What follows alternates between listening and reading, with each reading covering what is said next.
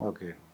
అయితే ఆఖరిగా అసలు 'ఎన్టీ రామారావు' గారిది విషయం తీసుకుందామండి. ఆయన దినచర్య ఎలా ఉండేది? ఆఖరిగా చెప్పండి సార్. అసలు ఏంటి మార్నింగ్ ఎప్పుడు మీ దగ్గర ఒక 6 సంవత్సరాల వరకు వర్క్ చేశారాయన. అసలు ఇలాగా ఒక దినచర్య ఎలా ఉండేది? ఆయన దినచర్యలో మార్పు లేదండి.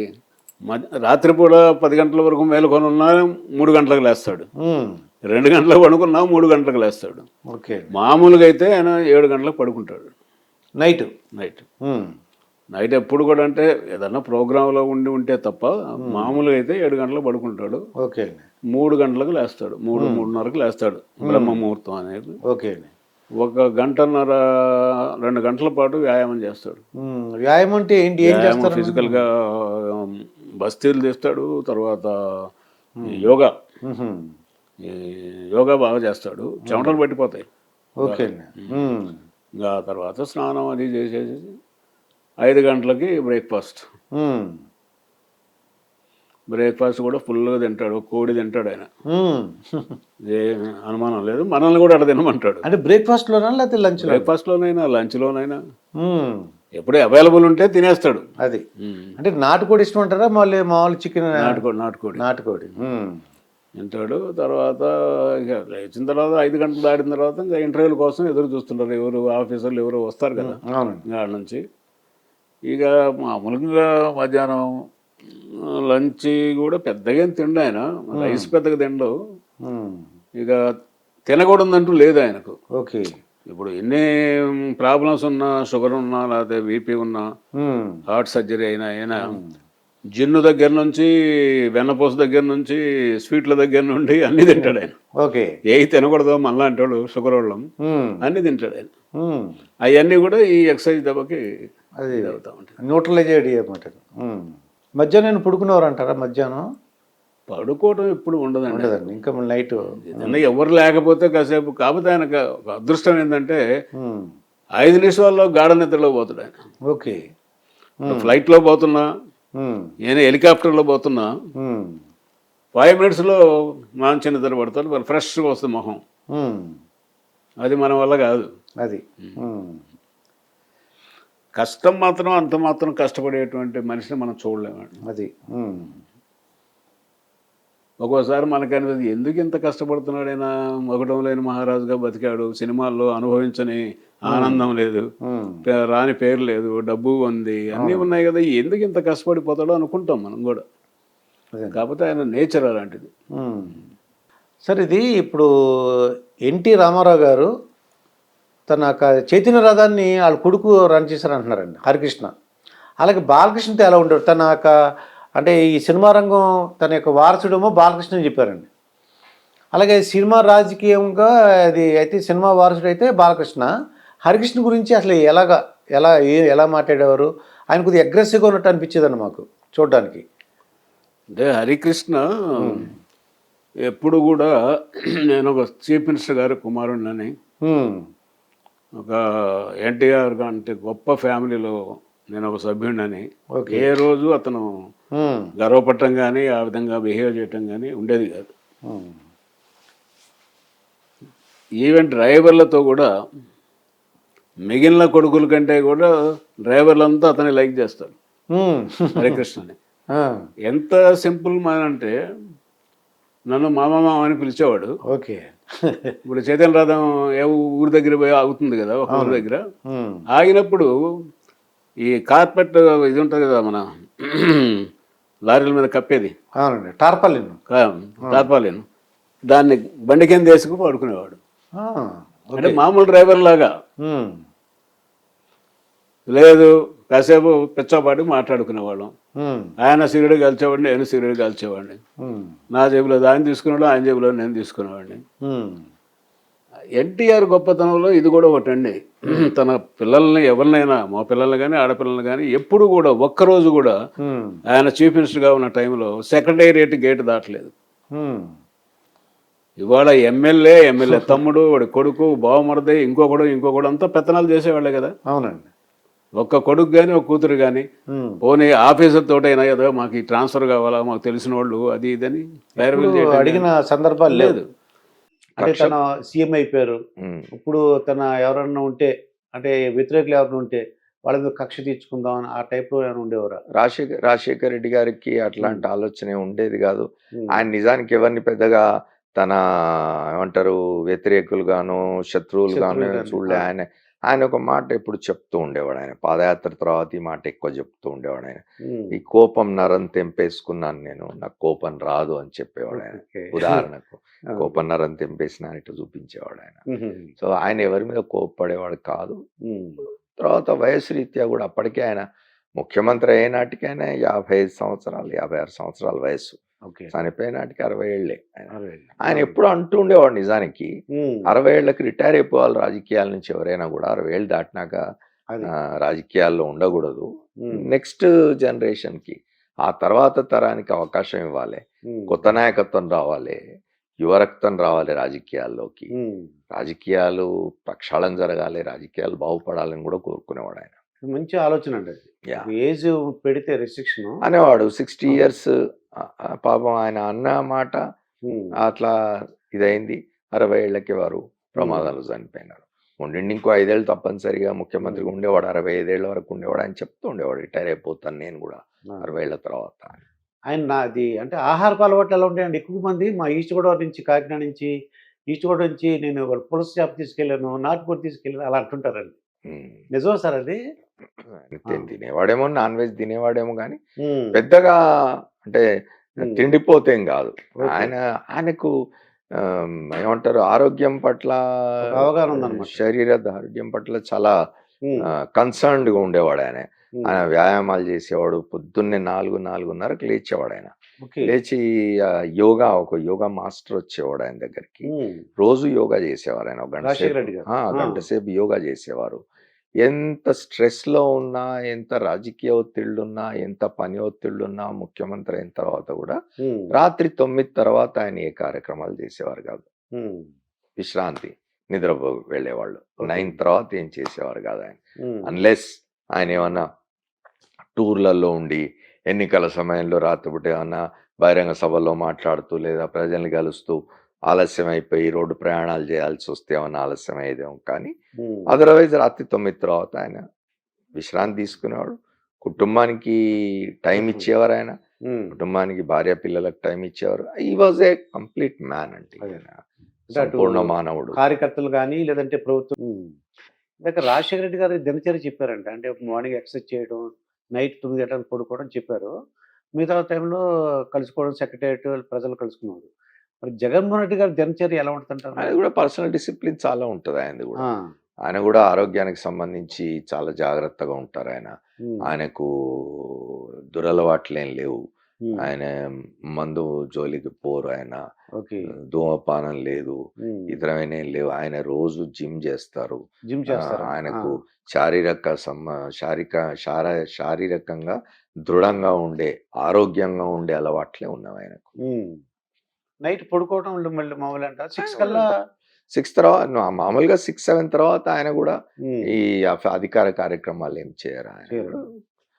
తర్వాత హాలిడేస్ కూడా పెద్ద కూడా ఏమి కార్యక్రమాలు పెట్టరని ఆయన చెప్తున్నారు. దాదాపుగా అట్లా ఏం లేదు ఉమ్, హార్డ్ అండ్ ఫాస్ట్ గా. బట్ ఒక సిస్టమ్, ఆ సిస్టమ్ ప్రకారం ఏదో ఏమంటారు అరాచకంగా ఉండకుండా ఉమ్, ఒక పద్ధతి ప్రకారం అధికారులైనా సరే, ఉద్యోగులైనా సరే, ఎవరైనా సరే ఉమ్, ఒక భాగం కుటుంబంతో, వ్యక్తిగత జీవితంతో ఉండాలి, ఉమ్. వ్యక్తిగత జీవితంలో ఉండాలి అని అందరూ అట్లా ఉండాలని కోరుకునే ముఖ్యమంత్రి ఆయన. అది ఎంప్లాయీస్ కూడా తొందరగా వెళ్ళిపోమని వాళ్ళకి 6కు ఎప్పుడు వెళ్ళిపోమని చెప్తారు. ఇప్పుడు ఎవరైనా కూడా రాత్రి 12 దాకా ఎందుకు పని చేయాలి? ఉమ్, ఇప్పుడు మనం సిస్టమ్ పెట్టుకున్నాము, ఉదయం 10 నుంచి 6 వరకు ఆఫీసు వేళల్లో అన్నప్పుడు 6ంటికి వాళ్ళు పని పూర్తి చేసుకుని వెళ్ళి వాళ్ళ వ్యక్తిగత జీవితం చూసుకోవాలి, పిల్లల్ని చూసుకోవాలి, వాళ్ళ చదువులు చూసుకోవాలి, ఉమ్, లేదా ఇంట్లో భార్యను చూసుకోవాలి, లేకపోతే వాళ్ళ ఇతర సమస్యలు ఏమైనా ఉంటే చూసుకోవాలి. ఉమ్, వాళ్ళు 24 గంటలు పనిచేయాల్సిన అవసరం లేదు కదా. ఉమ్. అవసరమైతే తప్పదు, బట్ అవునండి. వీలైనంత వరకు ఉమ్, మీరు మీ ఆఫీసు మీ ఉద్యోగ విధులు ఉమ్, ఈ సమయంలో చేయాలి. ఉమ్. మిగతా సమయం మీ కార్యక్రమాలు, మీ వ్యక్తిగత జీవితం. ఓకే. భారతి గారు కూడా మీకు తెలిసే ఉంటుంది. ఎందుకంటే కొన్ని చాలా వరకు నాకు పెద్దగా పరిచయం లేదు వారితో. అంటే వారు ఉమ్, సాక్షి చైర్పర్సన్గా ఉన్న కాలంలో నేను సాక్షి టీవీలో, సాక్షి పేపర్లో నేను కన్సల్టెంట్ ఎడిటర్గా పనిచేసినాను కాబట్టి ఓకే. అప్పుడప్పుడు వారిని కలుస్తూ ఉంటాను. సౌమ్యురాలు, ఎవరి ఏ, అనవసరమైన విషయాల్లో జోక్యం చేసుకోరు. ఆ, పెద్దగా రాజకీయాలను పట్ల రాజకీయాల్లో జోక్యం చేసుకోవడం కానీ లేదా ప్రభుత్వంలో జోక్యం చేసుకోవడం కానీ ఇట్లాంటివి ఉండవు. రాజశేఖర రెడ్డి గారు జీవించున్నంత కాలం జగన్మోహన్ రెడ్డి కూడా ఏనాడు ప్రభుత్వంలో జోక్యం చేసుకునే వ్యక్తి కాదు. జగన్మోహన్ రెడ్డి ఏనాడు సచివాలయానికి వచ్చిన వ్యక్తి కూడా కాదు. నిజానికి ఆయన హైదరాబాద్లోనే లేడు ఎప్పుడు. ఆయన ఏదో తన వ్యాపార వ్యవహారాలు చూసుకుంటూ బెంగళూరులో అక్కడ ఉండేవాడు. కానీ ఆయన ఏనాడు ప్రభుత్వ విషయాలు జోక్యం చేసి ఆయనే కాదు, ఆయన కుటుంబంలో వాళ్ళ రాజశేఖర రెడ్డి గారి శ్రీమతి విజయమ్మ గారు కానీ, రాజశేఖర రెడ్డి గారి కూతురు షర్మిల కానీ, ఇతరులు కానీ ఎవరు ప్రభుత్వంలో జోక్యం చేసుకున్న దాఖలాలు ఎక్కడ ఎవరు ఆ మాట అనే ఇదైతే లేదు. వాళ్ళ భారతి గారైనా అంతే, ఆమె వాళ్ళకి సంబంధించిన కుటుంబ వ్యాపారాలు ఏమైనా ఉంటావేమో చూస్తూ ఉంటారేమో కానీ ఆమె నాడు ప్రభుత్వంలో జోక్యం చేసుకున్నది, రాజకీయాల్లో జోక్యం చేసుకున్నది లేదు. సరే గిట్టని వాళ్ళు బయట ఇవాళ మనం పోయి చూడం కదా. కానీ ఆమె తన కార్యక్షేత్రం రాజకీయాలు తెలంగాణకు మార్చుకున్నారు. ఆమె తెలంగాణలో తన భవిష్యత్తును వెతుక్కుంటున్నారు. తెలంగాణలో ఒక పార్టీ పెట్టుకున్నారు. ఆ పార్టీ తరఫున రేపు వచ్చే నెల జరగబోయే ఎన్నికల్లో మొత్తం 119 స్థానాల్లో పోటీ చేస్తామని చెప్పి చెప్తూ ఉన్నారు. పాదయాత్ర చేసినారు తెలంగాణలో. ఎట్లా ఉంటుందో చూడాలి, మరి ఎక్స్పెరిమెంట్ అది. ఆమె అంటే 40 సంవత్సరాలు జర్నలిస్ట్గా ఉన్నారు మీరు. అంటే షర్మిల గారి పార్టీ ఎలా ఉండబోతుంది అంటారు? ఏమైనా ఐడియా ఉందా మీకు? కష్టం అండి తెలంగాణలో ఇవాళ ఉన్న పరిస్థితుల్లో. తెలంగాణ రాష్ట్ర సమితి ఏదైతే ఉందో, తెలంగాణ రాష్ట్ర సాధన కోసం జరిగిన ఉద్యమంలో అగ్రభాగాన నిలిచిన రాజకీయ పక్షం అది. అప్పుడు ఉద్యమ సంస్థ అయినా తర్వాత అది ఫక్త్ రాజకీయ పార్టీగా మార్చుకున్నాం మేమని ముఖ్యమంత్రి చంద్రశేఖరరావు గారు చెప్పినారు. అంటే ఇది ఒక రకంగా చెప్పాలంటే మీకు అందరికీ ఒక సంబరం లాంటిది ఆయన బయటికి రావటం అనేది 52 రోజుల తర్వాత, జైలు జీవితం తర్వాత. సో మీరు ఎలా ఫీల్ అవుతున్నారు? చాలా హ్యాపీ ఫీల్ అవుతామండి. అంటే ఆయన ఏ ఎలిగేషన్స్తో అయితే ఆయన లోపల ఉంచారో ఆ ఎలిగేషన్స్ సంబంధించి ఏం చెప్తారు? అవి విచారణలో, అంటే జ్యుడిషియల్ విచారణలో, కోర్టు విచారణలో అవన్నీ వీగిపోతాయని నమ్ముతున్నారా? ఇది అక్రమంగా అరెస్ట్ చేశారు. ఫస్ట్ అది ఏంటంటే ఆయనకి అవినీతి చేయాలనుకుంటే ఆయన ఎప్పుడో చేసేవారు. 95 నుంచి 2003 వరకు ఆయన సీఎంగా ఉన్నారు. అప్పుడే ఆయన అవినీతి చేసి ఆయన కావాలంటే మన హెరిటేజ్లో ఆ డబ్బులను తీసుకెళ్ళి హెరిటేజ్లో పడేసి హెరిటేజ్ని ఒకేసారి గ్రో చేసేవారు. ఆయన హెరిటేజ్ ఇప్పుడు చూడండి చాలా టైం పట్టింది గ్రో అవడానికి. ఎందుకంటే లీగల్గా మాయం చేస్తున్నారు బిజినెస్ అయితే స్టెప్ బై స్టెప్. ఎందుకంటే ఒకేసారి బిజినెస్ గ్రో అవ్వండి, ఇట్ టేక్ సమ్ డికేట్స్ చేసి పడితే అలా.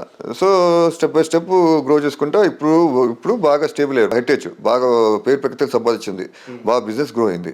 నిజంగా మా కరప్షన్ చేయాలనుకుంటే ఎంతసేపటి ఇంత ఎందుకండి హెరిటేజ్ ఎందుకు కష్టపడటం? అప్పుడే స్కామ్ చేస్తే ఒక 1000-2000 కోట్లు ఆ రోజునే హెరిటేజ్లో వేసేస్తే హెరిటేజ్ అప్పుడే గ్రో అయిపోయేది. కానీ ఆయన స్కామ్ చేయలేదు కాబట్టి హెరిటేజ్ గ్రో అవ్వలేదు. దానికే అదే ప్రూఫ్. ఎందుకంటే ఆయనకి ఇష్టం లేదు. నిజంగా కరప్షన్ చేసి ఆ దొంగతనం చేసి ఆ మనస్తత్వం ఏమైనా ఉంటే ఇమ్మీడియట్గా చేస్తారండి, మనుషులు ఆగరు. అప్పుడే కరప్షన్ చేశారు అప్పుడు 95లోనే. సో ఆయనకు అది లేదు, ఎందుకంటే ఆయనకి ఆ ఉద్దేశం లేదండి అసలు. మనస్తత్వం ఆయన నేను చూశాను కాబట్టి ఆ మనస్తత్వం లేదు. అంటే ఏదో నా మా ఆయన చెప్పట్లేదు, అది జనంగా తెలుసు. 95 నుంచి 2003, 2014 నుంచి 2019 ఆయన ఏ విధంగా చేశారో అన్నీ మీకు అందరికి జనం అందరికి తెలుసు. ఇంకోటి అంటే మనం అరెస్ట్ చేసినప్పుడు ఇప్పుడు నేను నేరం చేస్తానండి, ఎఫ్ఐఆర్లో పేరు రాయాలి. ఆ నేరం ఏంటో ప్రూవ్ చేయాలి. ప్రూవ్ అంటే ఉంటుంది, ఎందుకంటే ఇప్పుడు మనం మాయ సీఎం అయినప్పుడు గవర్నమెంట్ ఆఫీస్లో సంతకాలు కానీ దాంతో పేపర్స్ రికార్డ్స్ అన్నీ ఉంటాయండి. ఆ రికార్డ్స్ ముఖ్యమంత్రి నుంచి వెళ్ళిపోయిన తర్వాత కూడా వచ్చే నెక్స్ట్ ముఖ్యమంత్రి కూడా అవన్నీ ప్రూఫ్స్ ఉంటాయండి, దాన్ని ట్యాంపర్ చేయలేదు. సో ఈ ప్రూఫ్స్ అని బయటపెట్టచ్చు. అందులో ప్రూఫ్స్ చూపించారని చూపలేదు, ఎందుకంటే ప్రూఫ్స్ లేవు కాబట్టి. వాళ్ళ అక్కడ ఆఫీస్లో ఉంటాయని ఇష్టం అంటే ఫైల్ గిప్పటాలు ఉండవు, ఎందుకంటే చాలా ఇంపార్టెంట్. అది స్కిల్ డెవలప్మెంట్ కేసు అది. ఇంకా ట్యాంపర్ ఇదండి ప్రూఫ్స్, అది ఇంకా పెద్ద నేరం అవుతుంది. సో వాళ్ళు ఎఫ్ఐఆర్లు పేయలేదు, ప్రూఫ్స్ లేవు. 36 నిందితుడు 37 ఇది అనుకుంటండి, దాని కింద అక్యూజ్డ్ కింద పెట్టారు. దాంతో గవర్నర్ సంతకలేదు. Without governor, without FIR how can they arrest విషయంలో ఇది లాస్ని అతిక్రమించి అబ్యూస్ చేసి జైలు వేసేసారు. తర్వాత ఏదో ఇరికిచ్చాలని చూశారు. సో ఆయన చేయలేదు కాబట్టి లక్కీగా బయటపడారు. ఇంకో ఇంపార్టెంట్ విషయం చెప్పాలనుకుంటాను. ఏమన్నారంటే 358 కోట్లు స్కామ్ చేసిందన్నారు. తర్వాత మళ్ళీ వచ్చేమో జడ్జి అడిగితే మళ్ళీ ఒకసారి జడ్జి చెప్తే 358 అన్నారు. మళ్ళీ వస్తే 27 కోట్లు అన్నారు. వాళ్ళకి ఇది లేదు, క్లారిటీ లేదు. ఇంకోటి ఏంటంటే 27 కోట్ల స్కామ్ అంటే అది ఎవరైనా అవుతారండి. అంటే రూపాయిగా స్కామ్ చేసినా స్కామే. నేను ఆ డబ్బులు గురించి చెప్పట్లేదు. కానీ కామన్ సెన్స్గా ఆలోచిస్తే చంద్రబాబు మాయ ఇక్కడ హెరిటేజ్లో 100 కోట్లు సంపాదిస్తున్నారు. ఆయనకి ఎందుకండి ఈ అంటే 27 కోట్ల స్కాము? మామూలు కూడా అంటే మన మిడిల్ క్లాస్ వాళ్ళు ఈ మధ్య అపార్ట్మెంట్స్ కల్చర్ చాలా హిట్ వస్తున్నాయి, విలాస్ కడుతున్నారు. సో చాలామంది ఏం చేస్తున్నారంటే రియల్ ఎస్టేట్ పనులు చేస్తున్నారండి. రియల్ ఎస్టేట్గా డబ్బులు వేయటం, అందులో పెట్టుబడి పెట్టడం, ఇన్వెస్ట్ చేయటం, ఇవన్నీ చేసి ఈజీగా 50-60 కోట్లు 40-50-25 అలా సంపాదిస్తున్నారు. సో మాయాకి తలుచుకుంటే రియల్ ఎస్టేట్ పెట్టుకుంటే ఆయనకి ఎంతో 100 కోట్లు వస్తాయి. ఈ 27 కోట్లకి ఎందుకండి స్కాము? మాయ అంత పెద్ద ముఖ్యమంత్రి, 14 సంవత్సరాలు ముఖ్యమంత్రి, అపోజిషన్ లీడర్, అంత పేరు పెకెత్తులోనే ఎందుకు ఈ 27 కోట్ల కోసం స్కామ్ అని చేస్తారండి చంద్రబాబు నాయుడు గారు? చేస్తే 10,000 20,000 చేయాలి. సో ఇవన్నీ బేస్లెస్ అండి. ఏదో బురద చల్లాలి, ఆయన నాశనం చేయాలి. ఇంకోటి వచ్చే ఎలక్షన్స్లో చంద్రబాబు నాయుడు ఉండకూడదు, వన్ సైడ్గా రిగ్గింగ్ చేయాలి. లోకేష్ గారు అరెస్ట్ చేయాలని చూశారు.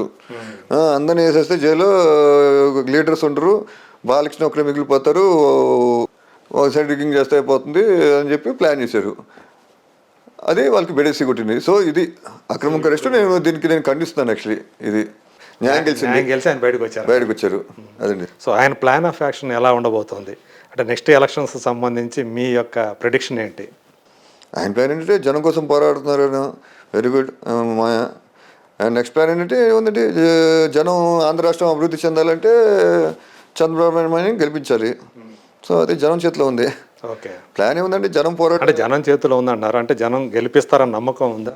ఎస్ ఉందండి, తప్పకుండా గెలిపించాలి. మళ్ళీ ఆయన చేతిలో ఉంది. తెలుగుదేశం పార్టీకి పవన్ కళ్యాణ్ గారు కూడా సపోర్ట్గా వచ్చారు. సో ఆ పొత్తు కూడా ఉంది. నెక్స్ట్ ఎలక్షన్స్లో ఉండబోతుంది అనుకుంటాను. అవును, పోతుందండి. పవన్ కళ్యాణ్ గారు మంచివాళ్ళు, అదే మంచి కోసం పవన్ కళ్యాణ్ గారితో కలవటం అనేది టీడీపీకి ఏ మేరకు లాభం చేకూర్చుందని మీరు అనుకుంటున్నారు? అంటే టీడీపీ సొంత క్యాడర్ ఉందండి. సొంతంగా వెళ్ళినా గెలుస్తాం. వేరే పార్టీలు కూడా మంచి కోసం వస్తే పొత్తు పెట్టుకుంటామండి. ఇప్పుడు ఆపరేషన్ లేకుండానే మోకాళ్లకు ప్లాస్మా ట్రీట్మెంట్. మీ ఆర్థోపెడిక్ సమస్యలన్నిటికీ రోబోటిక్ టెక్నాలజీ ద్వారా తక్కువ ఖర్చుతో శాశ్వత పరిష్కారం. Free consultation. ప్రతి ట్రీట్మెంట్ పై 20% డిస్కౌంట్. ఈ ఆఫర్ కొద్ది రోజులు మాత్రమే. త్వరపడండి. V9 hospitals 9281465842.